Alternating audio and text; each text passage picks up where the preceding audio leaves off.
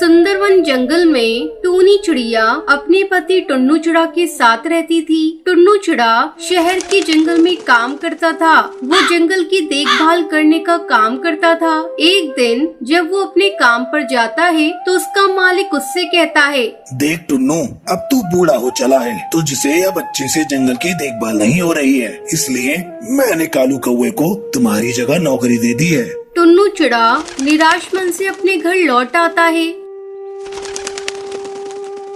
जब टूनी चिड़िया टुन्नू चिड़ा को उदास देखती है तो उससे पूछती है, क्या हुआ जी, आप क्यों उदास हैं और इतनी जल्दी आप काम से वापस कैसे आ गए? टुन्नू चिड़ा उसकी किसी बात का जवाब नहीं देता। टूनी चिड़िया सोचने लगती है, लगता है टुन्नू चिड़ा की तबीयत ठीक नहीं है, मैं इन्हें ज्यादा परेशान नहीं करूंगी। अगले दिन से टुन्नू चिड़ा काम की तलाश में निकल जाता है। कई दिनों तक वो काम की तलाश करता रहता है, लेकिन उसे कोई काम नहीं मिलता। धीरे धीरे टुन्नू चिड़ा बीमार रहने लगता है और एक दिन उसकी मौत हो जाती है। टूनी चिड़िया के सर पर जैसे दुखों का पहाड़ टूट पड़ता है। वो अपनी बेटी को अपने सीने से लगाए रो रही थी।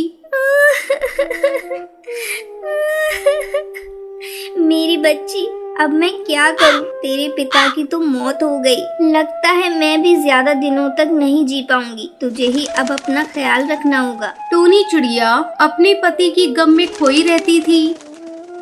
एक दिन जब वो भोजन की तलाश में जा रही थी, तभी एक शिकारी उसे अपना शिकार बना लेता है। टूनी चिड़िया के मरने के बाद उसकी बेटी टुनटुनी चिड़िया अनाथ हो जाती है। वो अकेली घोंसले के बाहर बैठी रो रही थी। कहाँ हूँ माँ, जल्दी आओ, माँ रात हो रही है। माँ, मुझे बहुत डर लग रहा है।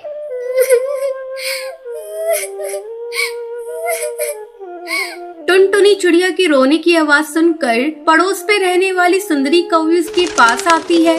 क्या हुआ टुनटुनी बेटा, तू रो क्यों रही है? और इतनी रात में अकेली तू घोंसले के बाहर क्या कर रही है? तेरी माँ कहाँ है? सुंदरी मौसी, मेरी माँ खाने की तलाश में जंगल गई थी, अभी तक वापस नहीं आई। मुझे बहुत डर लग रहा है, कहीं उन्हें कुछ हो तो नहीं गया।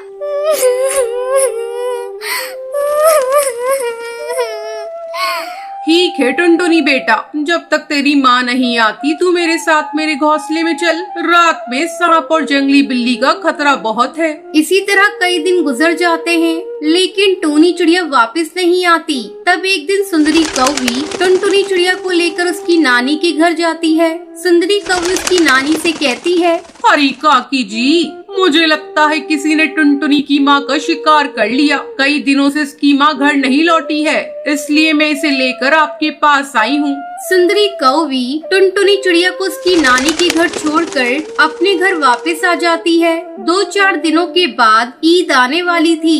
जंगल के पक्षी ईद की तैयारी कर रहे थे। जब टुनटुनी चिड़िया ये सब देखती है तो अपनी नानी से कहती है, नानी नानी, मैं भी ईद की तैयारी करूंगी, नए नए कपड़े लाऊंगी। जंगल के सारे पक्षी ईद के लिए कपड़े लेने जा रहे हैं, मैं भी ईद मनाऊंगी। ठीक है बेटा, मैं तेरे लिए आज नए नए कपड़े और नए जूते लेकर आऊंगी। मेरी बच्ची, तू किसी बात की चिंता मत करना। तेरी माँ नहीं है तो क्या हुआ, मैं तेरी सारी इच्छाओं को पूरा करूंगी। चल बेटा, तू जल्दी से खाना खा ले, फिर मैं बाजार जाकर तेरे लिए नए नए कपड़े लाऊंगी। नानी, मैं भी आपके साथ बाजार चलूंगी। टुनटुनी चिड़िया और उसकी नानी दोनों साथ में बाजार जाती हैं और जो जो वो खरीदने के लिए कहती है उसे खरीद कर देती है। वो नहीं चाहती थी कि टुनटुनी चिड़िया को उसके माँ बाप की कमी महसूस हो। टुनटुनी चिड़िया नए कपड़े और नए जूते पाकर बहुत खुश होती है और जंगल के पक्षी के साथ ईद अच्छे से मनाती है। टुनटुनी को पक्षियों के साथ ईद मनाते हुए देखकर टुनटुनी चिड़िया की नानी बहुत खुश होती है।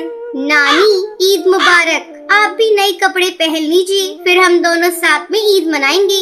इतना कहकर टुनटुनी चिड़िया अपनी नानी के साथ ईद की खुशियों में खो जाती है और टुनटुनी चिड़िया अपनी नानी के साथ खुशी खुशी रहने लगती है।